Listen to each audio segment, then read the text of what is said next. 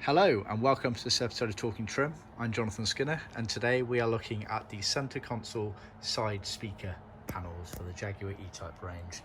So to be completely clear what we're talking about here, we are talking about these panels here that go on the left and right sides of the centre console. A zoomed in version would be this one here. This is showing the left hand footwell side of the console there, and they have the mesh speaker in them. It's worth bearing in mind that whether they were covered or black plastic depends on the series of your car, so just bear that in mind. Now looking at what we offer, we sell the moulded black plastic ones as a pair, as a car set here, as you can see here. This is the left hand one, so this is exactly what we're looking at in that picture there. You can see the little pilot notches for the fixings, etc.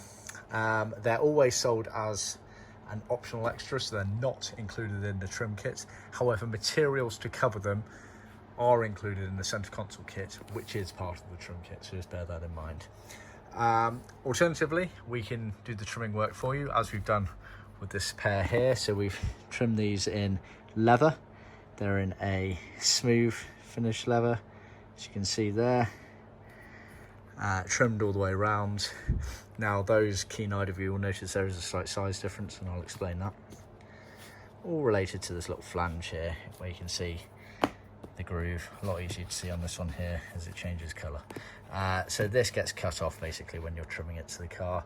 That's just there to help us pull it out of the mould when we're making the items, so it's bear that in mind. So yeah, they're your options basically.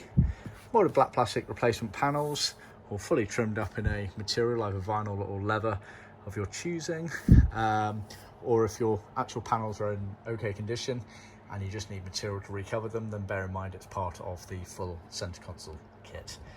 Thanks for tuning in. Please remember to like, subscribe and share with other classic car enthusiasts out there, and until next time, cheers.